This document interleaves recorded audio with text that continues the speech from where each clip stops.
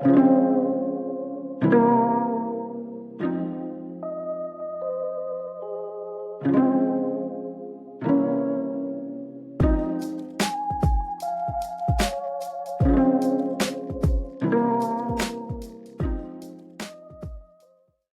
welcome to a very special episode of the Brown Olive Podcast. I know it's been quite a while, but we're getting into the holiday season. And today we have our special, reoccurring, just all around special co-host, Andrew Griggs. Andrew? Hello. Long time no see. If you all notice, he's looking a little bit more beautiful. We know the body recovers wonderfully, so glad to have you back. Glad to see you're looking well today. Yeah, my body's been good to me lately, so. So today, is a special episode. It's not going to be a full drawn-out episode. We have more coming. We have more in the pipeline.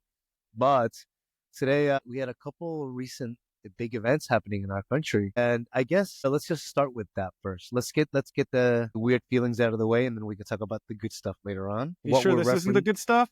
I think this is the good stuff. Go ahead. So, and that's the conversation, I believe. So, I think, we could talk about how, most recently in the last couple of days or so, everyone's pretty much, I'm sure, has heard. And if you see, there's like a ticker above me about, the Brian Thompson, United Healthcare CEO being, I think most media groups are using now, assassinated in this attack where the man was 50-year-old CEO, gunned down at 6 a.m., leaving his hotel on a way to an investors meeting. I know it sounds like it's something out of a, Joel Schumacher movie, but I think that's the main context. And the guy, has been on the run. He's on the lam, and he's managed, police have recently confirmed that he's managed to leave Manhattan, most likely like on a bus via a bus terminal using a New Jersey fake license or ID, or someone else's. And so the guy's on the run. He's on the lam. There's a big manhunt happening right now. Aside from that tragedy, so to speak, and I think that's where the conversation is going to pivot.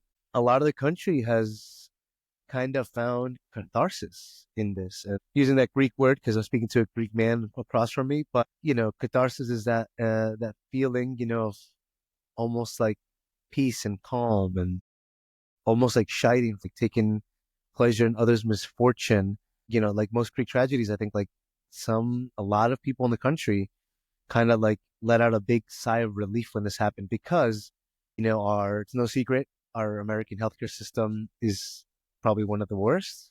People have died. Claims are being denied. Kids that are on chemo that are like, trying to beat cancer are being denied nausea medicine. And, these big insurers bring to courts, they go to power. They have all the power and all the money and they'll draw it out until you lose.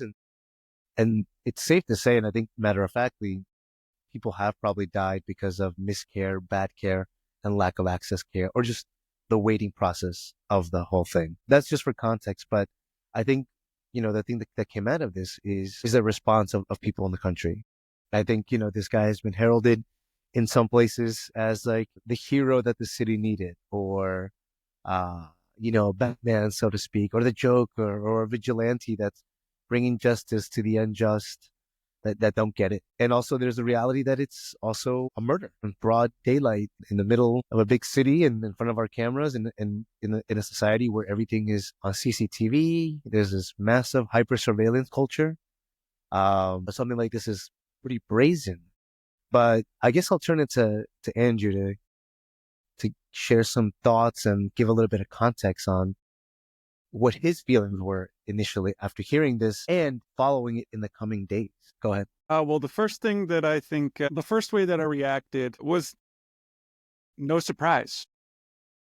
Actually, I think it was when I was on my way to work or something, the news reported, blah, blah, blah, last night, man killed, or this morning, man killed. And I was like, oh, wow. And then they said, United Healthcare CEO. And I was like, whoa, that is pretty brazen.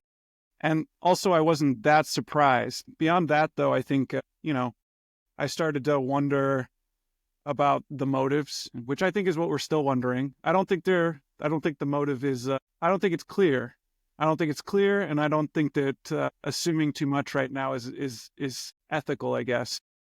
But I do think later on, I started to about, possibilities, right? Why would someone do this? Well, it could be a disgruntled employee, disgruntled customer, disgruntled family member. Could be, someone for whatever reason. And then I was wondering, is this like that old pop culture reference that doesn't matter anymore, Boondock Saints, right? The everyday people cheer for the good bad guys who take out all of the bad guys, right? Corporate or otherwise. But I think what's most interesting now, having had time to think about it for the past, 36 hours, is that I think that this really is a clear case. And I do think that this part that I'm saying is actually healthy for us to discuss. And I think it's actually just healthy on the face of it. That I think this is a clear case of witnessing folklore happening in real time. Tell me more about that. Okay. So, we have, you've been talking about the brazenness of it, how, this perpetrator, do they seem cowardly? Is it brave? Is it whatever? And, all of those things matter to the people in the moment, but, they don't matter now when it comes to, people who thought that Jesse James was brazen or cowardly, or Pancho Villa was brazen or cowardly. And I think that both of those characters, while being real people, are now characters, but also they are folk characters. They are folk heroes in some senses too, which brings me to our herp, who seems, he's played it like a professional, right?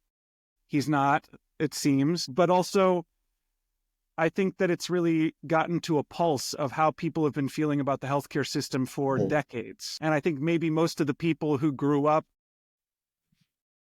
in the healthcare system as it has been for the past 2 decades, that's millennials now, millennials are the predominant workforce, and older Gen Z are actually they're tired of these CEOs. They're just tired of them. And so I think that this praise that we're hearing, problematic or otherwise, has created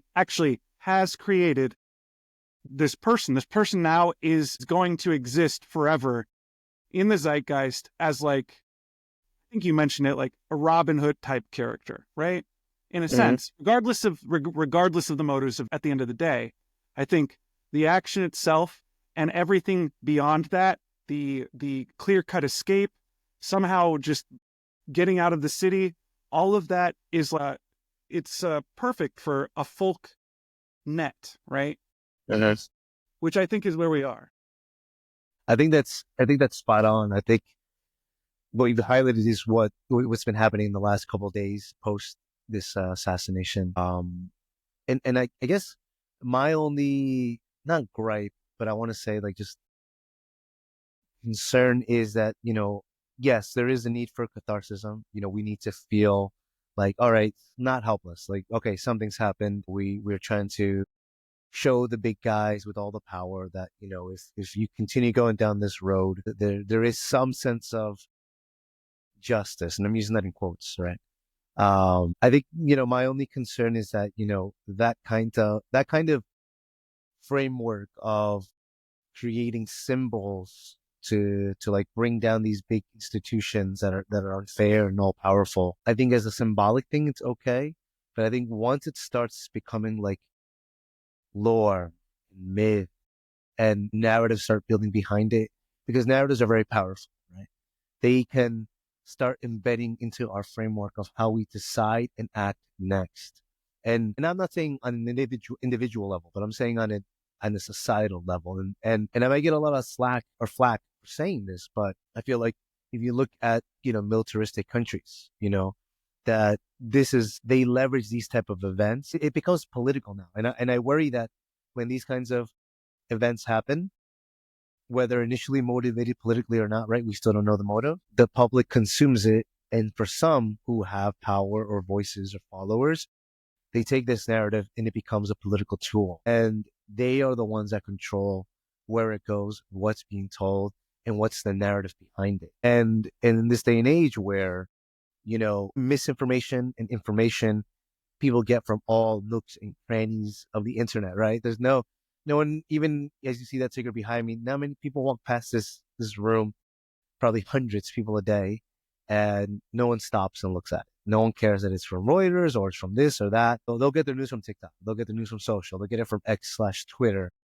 from some guy that has, 30,000 followers and is like, talking about this. And then, we go down that conspiratorial rabbit hole. That's my only concern. I think my concern is like, yes, we're allowed to feel these things. We're allowed to throw these things out in the echo chamber.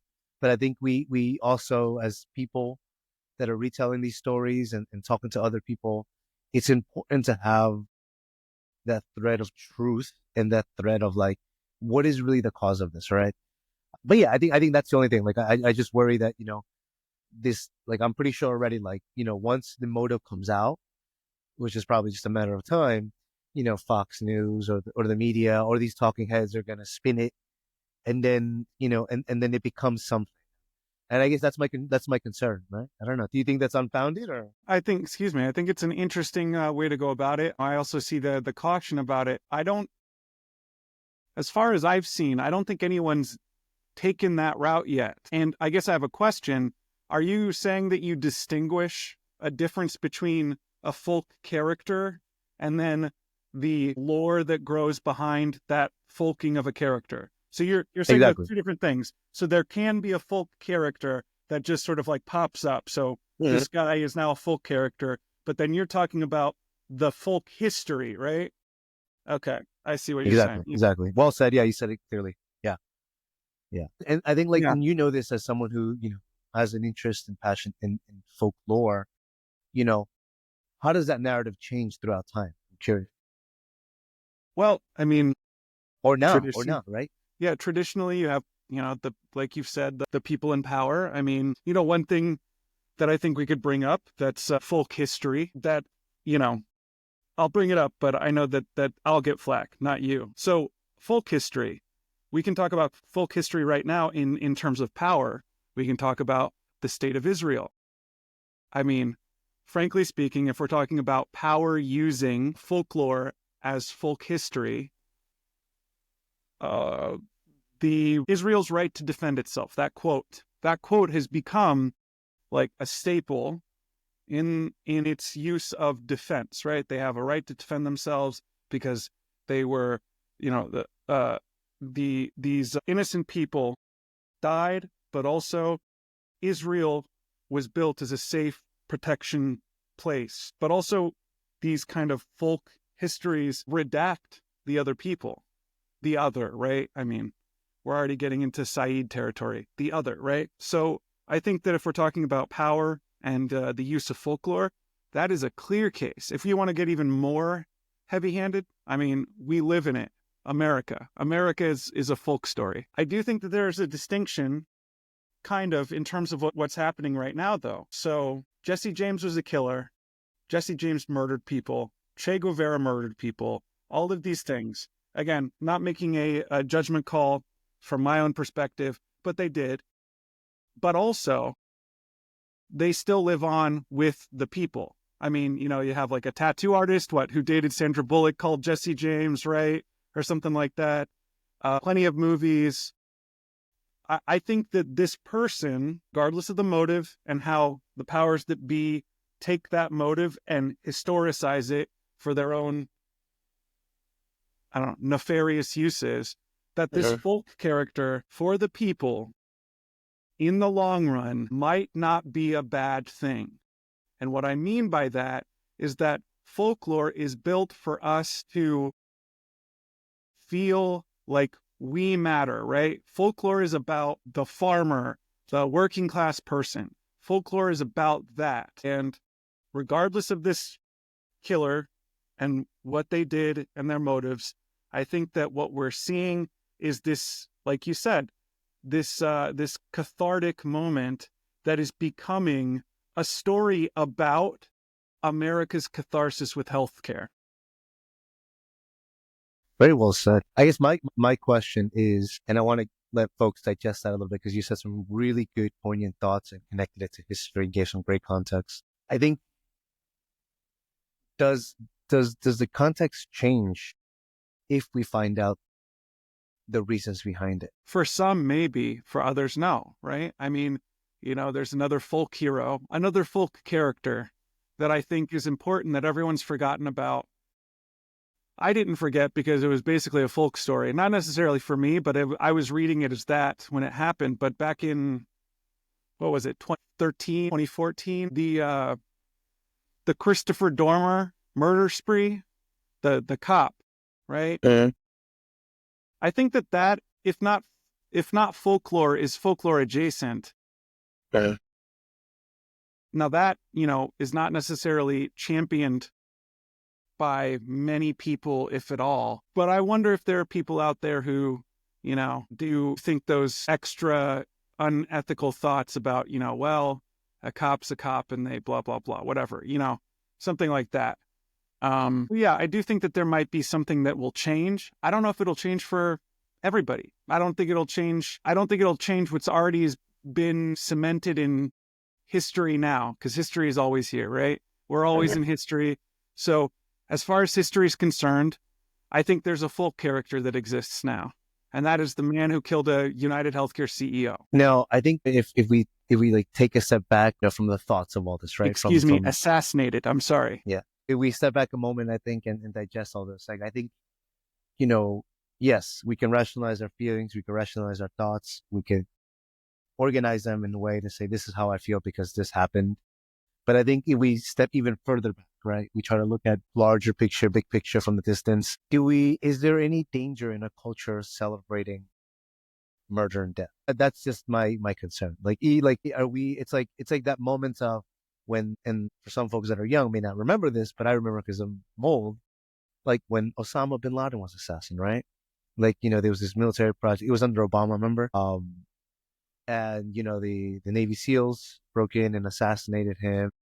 And I just remember seeing the news story and like folks were out in Times Square celebrating this. It was like a cathartic moment of terrorism, of people overseas, of, I just worry. Like I remember distinctly that feeling of people cheering and saying, yeah, he's dead, whatever, this, F them. I remember that moment candidly because I for some reason I was troubled and disturbed by people cheering. Like I get the sentiments behind it. I get the rationale. I can connect the dots on why someone would react that way and feel that way.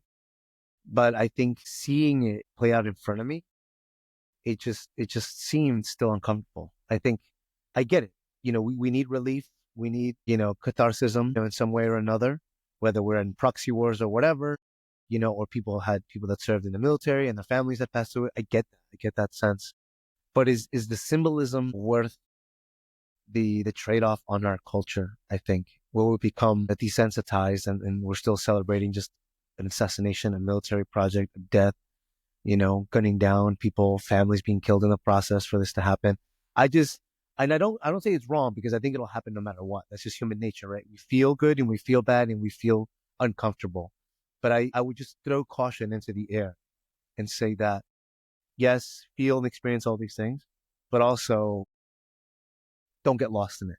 Also realize at the end, there's still lives that have come at the cost of this. And I guess I'm the old man just saying, hey, just be cautious. Don't celebrate or don't overjoy or don't laugh too much. Be mindful that at the end of the day, we're still celebrating, like regarding Osama bin Laden, like this massive military complex. And that celebration is another acceptance of our military state and our overreach in the global landscape. I don't want us to forget that. I don't want us to just remember these brief moments of joy and then we're still funding the military complex.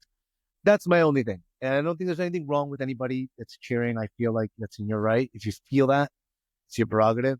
But I also want us to be complex and to juggle that uncomfortable feeling as well. Because I think that's what we do as people who weigh conscientiously what we need to do and what is good and what is bad.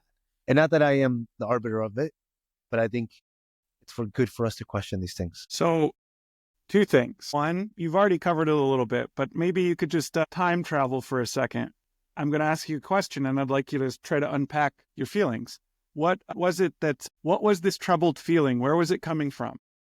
So, no, that's a great question. And I think you're right. Maybe I didn't say enough to it, but I think the trouble feeling was because those same people, like there was groups of people that were cheering this, like for example, the Osama bin Laden death, which is, I think we could say was, I guess, in the long term, without getting too deep, like I think that probably needed to happen. If we're talking about strategically, tactically, it probably needed to happen. How and what lengths and what like drone proxy wars we were doing, probably not.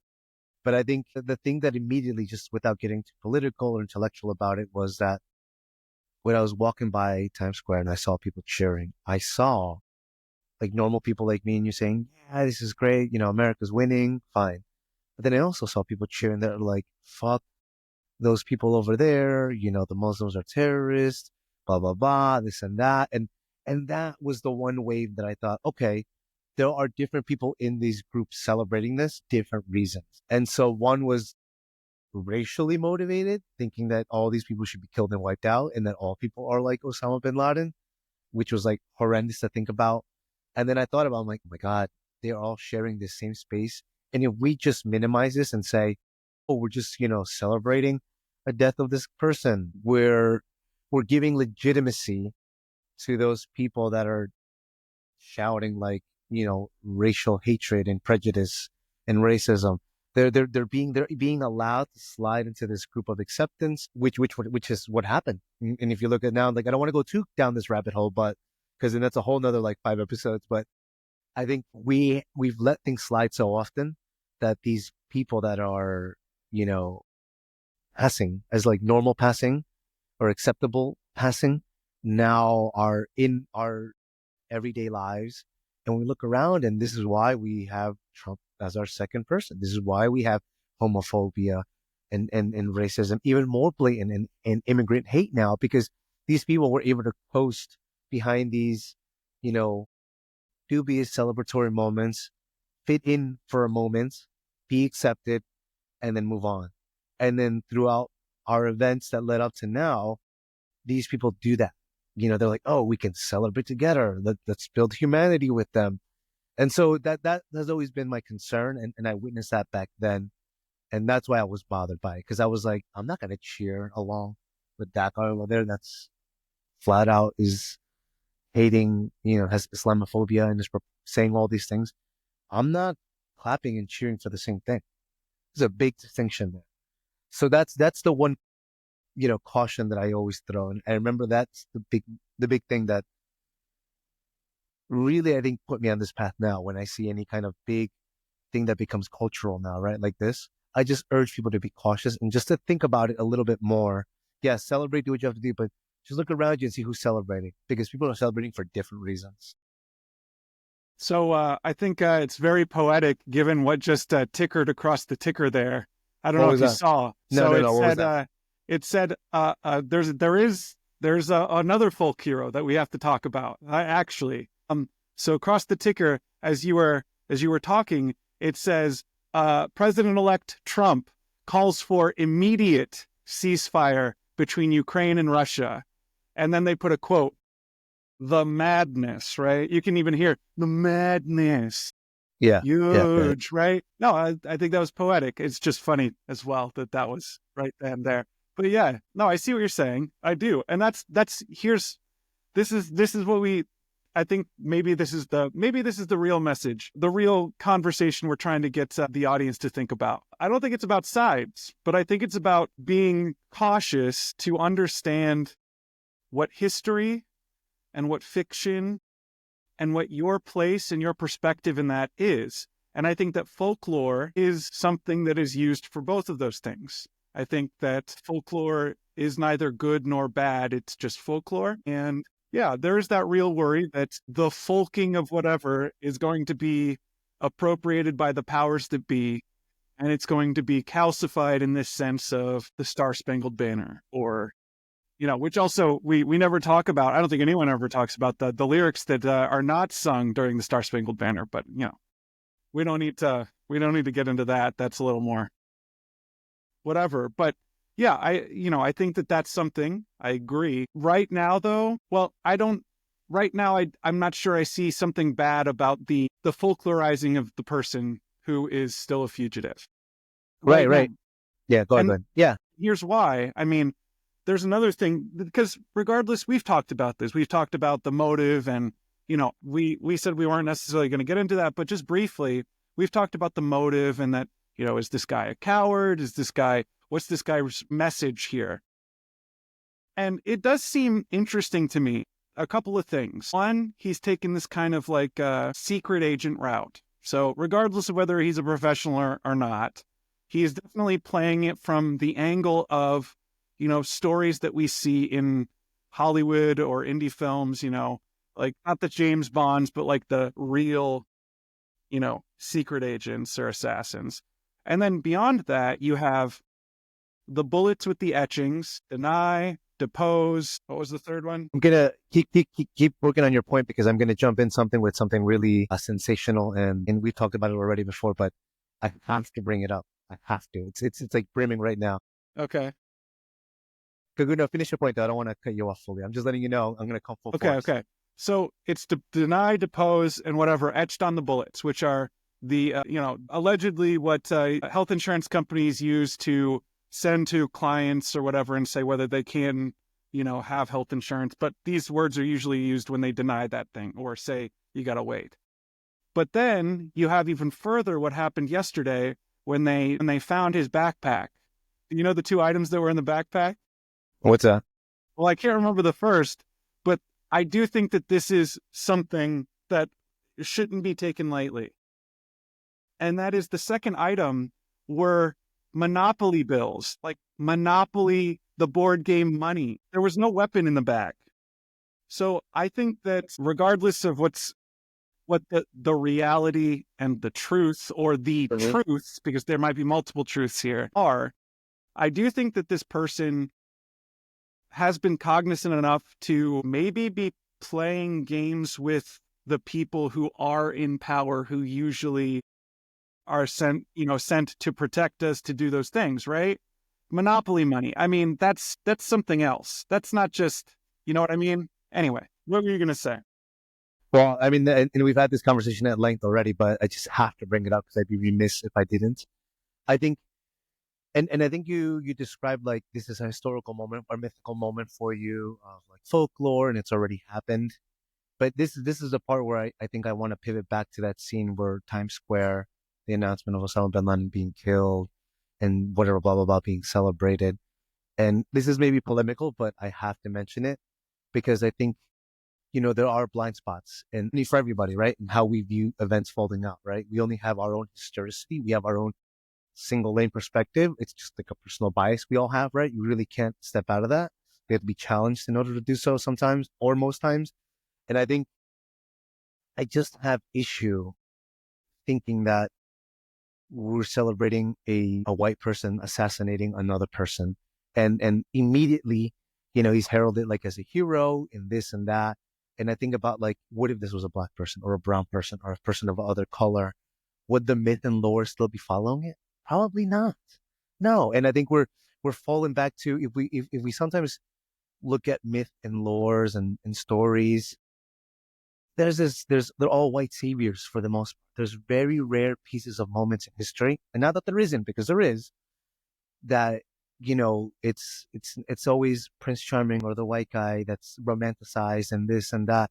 And it's never really like people of color that are being heralded this way or afforded this privilege of being seen as heroic. Heroicism, typically afforded to those with privilege and power. And it's very limited. And I'm not saying there isn't, because there are stories and narratives that happen, but they're so far and in between. And I think culturally now, it's easier, just like Hollywood, it's easier to cast that, tall, good looking hero that, everyone could get behind. And I just think about the inequities, and if this was a person of different color or a person from a different race and this happened, the narrative would be completely different. The media wouldn't be building it up as like, this is this, vigilante hero guy, that's taking down the big man. The narrative would be completely different. It'd be like terrorist, murderer, assassin. They wouldn't even be like crediting his intelligence or anything. It'd be just downplaying as like, oh, there's violent murder in broad daylight, this cold killer, like none of these words are being used because he's afforded the privilege of, being this. And then on top of that, the whole pop culture behind it of like, oh, he's an attractive, white man possibly doing this and that. I just have to say that this guy's skirting on that, because the truth is we still live in a Eurocentric culture, and not you per se, but like our culture as a whole, our TV, our media, the way stories are told, is these guys are afforded that kind of thing. So I want to be mindful, because again, my perspective when I'm seeing this in Times Square fall out years ago, it was all white people for the most part celebrating this. Not many people of color were there celebrating this. And that's not to say that they supported Osama bin Laden, but there's a sense of like being in a room full of white people, cheering a person of color being killed or gunned down, or just heralding this person as a hero when other people are not given this kind of thing, yeah. And it's just that. And then I think about even the guy that was the young kid, I forget his name, Kyle Rittenhouse, right? Like, look at that example, right? In some circles, the MAGA folks, those conservative folks, the gun-loving folks, they heralded him as a hero. But then the other narrative is this dude was literally picked up a gun, walked into a protest, and started gunning down people of color. And this is where, like, in that, there's obviously the Rittenhouse extreme, and then there's this guy, the United Healthcare killer extreme. And I'd be remiss if I didn't mention these two parallels that I want us to be mindful of. And that's it. That's all I would say. I think I just have to throw that out there, even though it's uncomfortable. People are probably maybe triggered by it, but I just have to say it because that's the elephant in the room. Well, I agree with you. I think that that white supremacy, and I'm not mincing my words here, has been clearly here for centuries. I do think that there was an instance that I brought up that I think should be thought about more. I'm not saying neither in a good or bad way. This is not a judgment call or a personal belief, but I do think that the Christopher Dorner story is something that people really should. Can you give context? I think maybe you might have missed a line of context that's really important to that, because I think people might not know. Yeah, Christopher And Dorner say the race. I think people was a black police officer. And this, I just want to make sure I get the year correct. Christopher Dorner was a black police officer who in 2013, that's the year, in 2013, proceeded to gun down high-level police officers. And here's like the thing that's really sad. And also some of these high-level police officers' family who are not cops. It was kind of like one of those things where, I don't know, whatever. The movie, the bad guy, kills the heroes, blah, blah, blah, before he kills them, right? That sort of thing. Christopher Dorner, his case is very complicated because, one, black police officer, former Marine maybe, I can't remember, but I think some sort of military background. And history has shown now for at least several years before, his violence happened in 2013, he was actually fighting within the system to talk about, racism. He felt that there was racism. He felt that he was being treated unfairly. He was being not taken seriously. He filed complaints, which is apparently the number one thing you don't do when you're a cop, doing this against other cops. So he immediately, I guess, according to, the cop union, became, the bad guy. And it probably didn't help that generally the police force across the United States has taken historically plays from white supremacist organizations. I mean, it's just fact. If you look it up, you can find it in post-World War II. You can find it all over the place. So a black police officer filing complaints within the police system against his peers, that didn't go so well for him, and he was suspended, I think, indefinitely. What happened after that, to speed up the story, something happened. He wrote some sort of manifesto. He went out, planned something, and he murdered all of these people, and he was missing for weeks. Sort of like what's happening right now. Eventually, he was cornered, essentially caught in a cabin in the woods in like Nevada or something, and he took his own life when a raid, they launched smoke grenades at him or something like that. A tragedy on all accounts, all around in that story, if there was anything good or, what all the bad things were. So I think that that's context that everyone needs, especially in this case, because Christopher Dorner was a Black man. And I do think personally that is a folk story. And I think that's a folk story that people don't take seriously exactly because of what you said. I remember people saying, oh, he had some, he was mentally unwell, which is, I don't know, isn't that like something that we hear usually racialized, something like that, whatever. Yeah, he was minimized in a sense. His power was taken away from him, even if it was bad power that he used. Yeah, I don't know what else to say. There's a lot to say, but I think I'll stop there. And that's good context. I think that's why we're having these conversations, because we want to give different perspectives, try to add as much of a full picture that we can, so that I think folks could be mindful of these things as we think about them and have a little bit more information. So thank you for that. That was really good context. I think, that probably should be explored. I'm sure there should be a reporter or journalist that could write the comparisons of this in a socio-economic way of in a social way how that really works. I hear there's an editor who could push that reporter. I would say, I think one thing to pivot, because I want to be mindful as well of the time. We still have another segment. And you touched on it briefly, I think just as a core, and maybe this is just me because I'm a little bit of raised old school, I had like a machismo father a bit, I think, and as a young kid who grew up about learning martial arts, learning about honor, quote unquote, learning about what it is to stand up and defend yourself, and et cetera, et cetera. I think, I still find it cowardly. I don't know why. I think it's cowardly at the core. Like, we eliminate all the myth and everything. We just talk about the action itself, right? Pulling up to staking out somebody, following them, staking them out. And then as that person's walking away in the middle of broad daylight or in the crack of dawn, and taking a gun out, putting a silencer on it, and shooting them in the back a couple times, and then walking away. I know in pop culture and movies that sounds cool because it's like, oh, he's an assassin, whatever. But at the core of it, I think that action is just very weak, cowardly. I just think that's almost easy. I don't know why. I just think it's easy. Like, yeah, who doesn't want to live out some crazy fantasy where you fix your problems by shooting someone in the back? I guess. I don't know. I guess, yes, I can see, like, if we're just talking about the events unfolding and how that plays out in the bigger picture, I could see the myth building. Yes, I could see that. But at the core of it, I think if we pull back all that myth, all that story, all that lore, what you can't deny is that at the core, it's a cowardly action, right?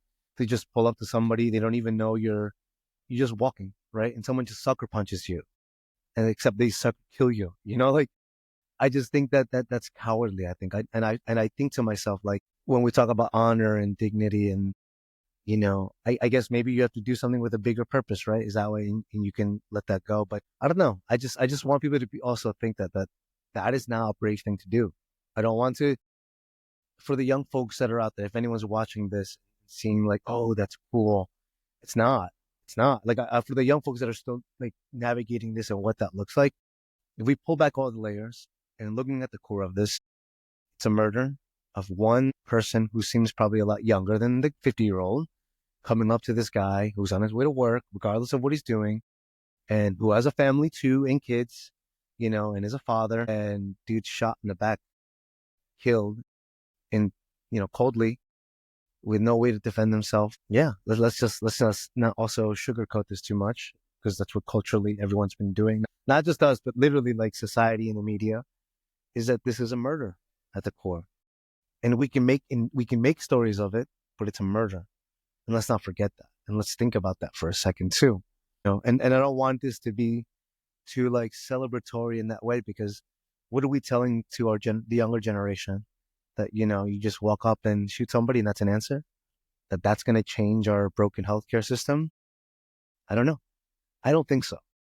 I think maybe it'll send a message of sorts, right? Fear politically, but I don't, it's enough. Not that I'm encouraging more violence, but I don't think it's sustainable way to make real change, because the hard work takes time, energy, and it takes a while. It's not something that quick that you're going to instill through hitting somebody or punching somebody or killing somebody. That's not how things work in the real world.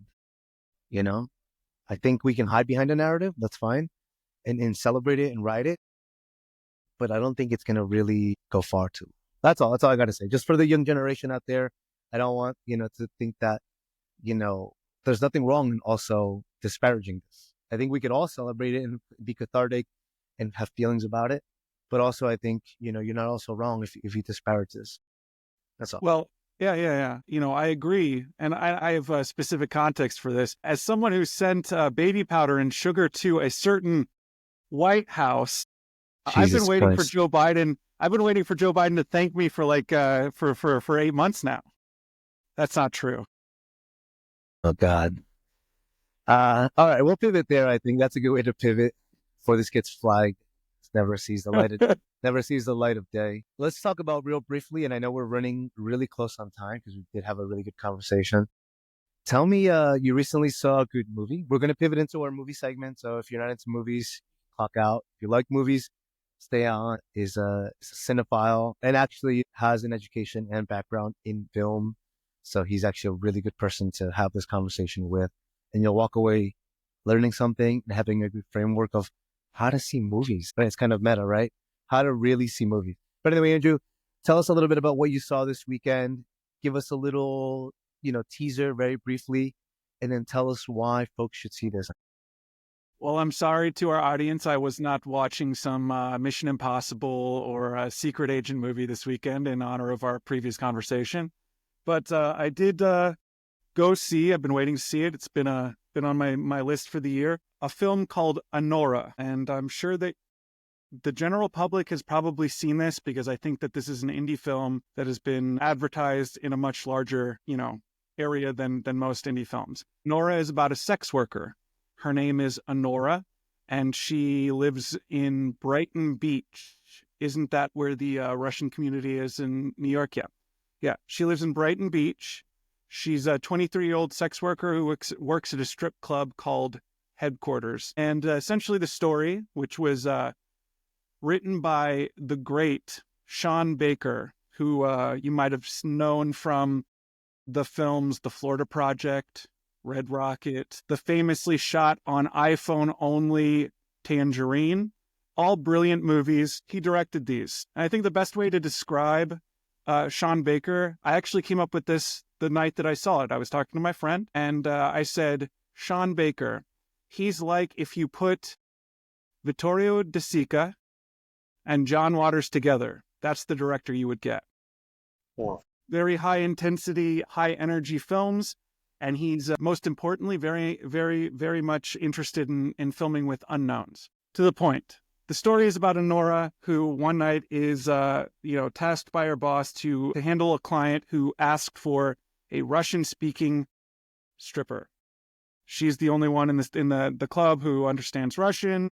She says famously that she learned it from her grandmother, so she only understands it very much more than she can speak it. And this Russian oligarch's son, Ivan, that he wants to pay her to, be his girl for a week. His quote, my horny American girlfriend. And what happens beyond that is that at some point he proposes to her, and they get married. It's very much a subversive film. The first half of the movie, I don't want to say too much, but the first half of the movie is very, very fast feeling, intense in a physical way. And you get a sense of how these people are living an immediate life. It's a sense of how life is happening right now. In fact, one thing that I'm writing in my review is that these characters, if I recall, don't even speak about memory. Memory isn't spoken about in this movie, I'm pretty sure, in the sense of memory, I remember this from a long time ago. The only time that it's brought up is when Anora talks about her grandma, or her learning Russian from her grandma, and then later on, I don't want to say too much. But what happens in the story, what shoots the story along, is that Ivan, his parents, who are Russian oligarchs, find out that he married this proletariat girlfriend, I guess is the best way to put it. And they're not going to have it. So they're going to come and get him, and they're going to force them to get an annulment. And the rest of the movie is kind of just sort of revolving around that. I do want to bring up that there is a very, very interesting performance. I forget the actor's name, but a henchman. This is a henchman movie. So, like certain I think someone should do a whole series on henchman movies, like Sicario. Yeah. There's a henchman in that who's a kind of a main character. In this, there's a henchman here. His name's Igor, and he is tasked by one of the oligarchs, right-hand man to help get Anora and Ivan to get the marriage annulled. But he comes into play. Again, the story is very immediate, but I think secretly that this movie is about memory. I think this movie, while in the act of not talking about memory at all, is about our experiences and how we feel these sense memories of love, loss, happiness, brilliance, exhilaration. I mean, the exhilaration of sex or something like that, or, the feeling that pang of love that you get when you're looking at someone and you say, do you want to be here with me? And they pause. And I think the movie is about memory, even though it never brings up memory as a predominant thing. I would definitely recommend that you all see it. I think it's going to be on the awards circuit. I don't know if it'll win anything. It's a little more raunchy, so, the older Oscar crew might not be into it. But I can tell you Mikey Madison deserves a nomination. Sean Baker and his wife, his partner, they both deserve a production nomination. Go see Anora. It's worth your time, and maybe you'll get your adrenaline going too. Thank you for that great review. And I guess the last thing as we're winding down, could you share a little bit about the upcoming series that we'll be doing on Brown Olive regarding the top film of the year that you're working on? And can you give it just a very brief intro of what your methodology is like, so folks have an understanding of like what qualifies and your kind of rules behind it? Because you mentioned that everyone has their own sort of rules when kind of listing, top movies or whatever. And so I think we generally have talked about it, and it's not finalized, but I think maybe highlighting like the top 5 films that you think you're ranking as your top must see, and then top 5 notables. And the reason why it's not 10 or any other number is because you're going to go at length into them in these series that we're working on, that we hope to get out a little sooner than, before that Oscar wave hits. But go ahead, I'm just going to pivot to you. So I have been for, the past 2 decades, I think. I've been a, loyal cinephile. I follow movies. Movies is a love. It's a passion. And so I make lists every year, just like your regular Roger and Ebert or Jonathan Rosenbaum or Manola Dargis, whatever. And so this year, Felix has pushed me to make it a little more public. So I would say that the rules that I go off of, because most critics, have their own set of rules, are kind of overlapping with the Academy of Motion Pictures qualification rules for, a film to be nominated for an Academy Award. That is that the film has to screen in the U.S. It has to have an opening in the U.S. on the year that it's supposed to possibly get a nomination. So, if a film is nominated, it should have screened sometime between January 2024 and December 2024 in the US. I think, so in terms of the Academy, one thing that I'm not following is that it says that films must be 40 minutes long at least, because I also include short films sometimes in these lists. So, I'm not going to do that. But beyond that, I think that maybe some films that I would say are some big highlights. I want to say Monkey Man first. Everyone needs to see that. It's, speaking of folklore, but something that transcends its own sense of use of folklore. Monkey Man is a film that needs to be seen. It's an important film. It's a film that utilizes Hollywood action movies for a greater purpose, a political message. I think some of it was shot on iPhone. Yeah, maybe a third of it. I can't remember, but yeah, essentially the equipment broke down or they lost it or something, and so they shot it on Dev Patel's iPhone. Dev Patel wrote and directed it, by the way. And it is a visual galore. It's a Yes, visually beautiful it's film. crazy amazing. And again, it's got heart. And I think that's a big key when it comes to media. I think that I'm looking at my list here of what I've watched so far. Well, we'll leave our Nora out. I've already recommended that. So that's separate. So I guess you're getting a top 6. Monkey Man. Then I would say there's a film called Dandelion. Dandelion is actually made by a former classmate of mine and two former classmates of mine, director Nicole Riegel and producer Adam Cobb. And Dandelion is kind of a road movie about a woman named Dandelion who lives in Cincinnati. She's a musician. She gets a little jaded and she decides to run away on a personal road trip journey, and she meets a traveling band, and it's about love, it's about passion, it's about what happens when you have to make a decision when you know that someone is no good. Dandelion is a really good movie. Nicole Riegel directed it, wrote it, came out this year. Great indie movie. Challengers by Luca Guadagnino, probably one of my favorite filmmakers these days. Though I'm not that interested in seeing I Am Love, he can hack me later for that. But Challengers is a movie about tennis, and most tennis movies have been, I think, fans of tennis, the actual real tennis, are not usually happy with how movies about tennis come out. But Challengers is different. It's kind of about a menage a trois of 3 AAA pro tennis players, 1 woman and 2 men, and sort of how the game and passion and love get intertwined, and are they really that different at all? Then I would say Megalopolis. This is the wild card movie of the year. Probably, maybe, hopefully not, Francis Ford Coppola's final film he's been trying to make for the past 2 decades. Campy, dystopian, utopian, about family, all of these things. Then I would say you got, you know what? I'll just go and say a movie that I haven't seen.